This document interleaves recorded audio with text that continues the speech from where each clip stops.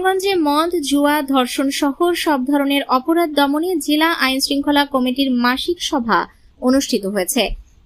কুলেন্দু শেখর দাসের পাঠানো তথ্য ও ভিডিও চিত্রে বিস্তারিত থাকছে উম্মে কুলসুম সুক্তির রিপোর্টে। সুনামগঞ্জ জেলায় আইন শৃঙ্খলা পরিস্থিতির উন্নয়ন এবং মাদক, জুয়া, ধর্ষণ ও শিশু নির্যাতন সহ বিভিন্ন অপরাধ প্রতিরোধে জেলা আইন শৃঙ্খলা কমিটির মাসিক সভা অনুষ্ঠিত হয়েছে। রোববার সকাল 11টায় জেলা প্রশাসকের সম্মেলন কক্ষে আয়োজিত সভায় জেলা প্রশাসন, আইন শৃঙ্খলা বাহিনীর কর্মকর্তা, রাজনৈতিক নেতৃবৃন্দ এবং বিভিন্ন শ্রেণী পেশার প্রতিনিধিরা অংশ নেন।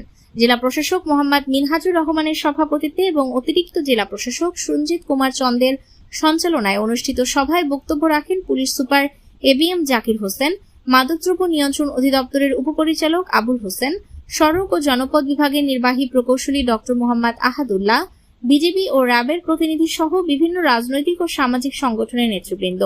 সভায় জেলার সার্বিক আইন শৃঙ্খলা পরিস্থিতি, মাদক নিয়ন্ত্রণ, সড়ক নিরাপত্তা, নারী ও শিশু নির্যাতন প্রতিরোধ এবং সামাজিক সচেতনতা বৃদ্ধির বিভিন্ন বিষয় নিয়ে আলোচনা করা হয়।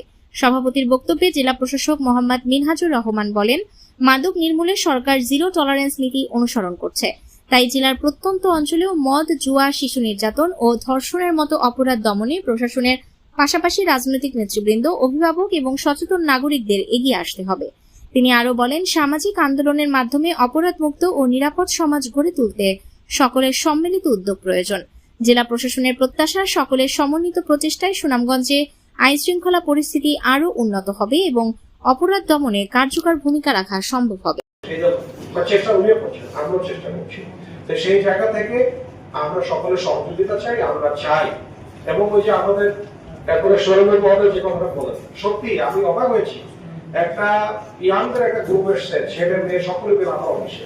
তারা বলেছে যে আমরা মাদকের ব্যাপারে তথ্য দিতে চাই এবং পুলিশকে তথ্য দিচ্ছি, কাজ হচ্ছে। আমি বলছি যে বাবা, বেশি ভালো করতে গিয়ে আমরা আইনকে হাত তুলে দিও না। অথবা একটা ঘটনা ঘটা ফেলবো, তখন ভিন্ন মাত্রা পাবে। প্লিজ দেখে শুধু আমাদেরকে হোয়াটসঅ্যাপ করে কথা বলুন। সুনামগঞ্জ যেটা হলো সবচেয়ে ঝামেলা কম, কারণ এখানে কিন্তু আপনার ওই দেখা যায় যে ওই রাস্তা যেমন ধরেন গাছ কাটার পরে ওরা গুড়ি সরায় না, আমাদের গুড়ি সরানো লাগতেছে। গুড়ি সরাইতে গেলে যেটা হইতেছে যে নিচে কিন্তু গ্যাসের লাইন আছে, তার পানির লাইন আছে, তারপরে যে ফাইবার অপটিক্যাল কেবল আছে, এগুলি আবার ক্ষতিগ্রস্ত হয়েছে। সব মেনটেন করে এগুলি করা লাগে। তো যে কারণে দেখা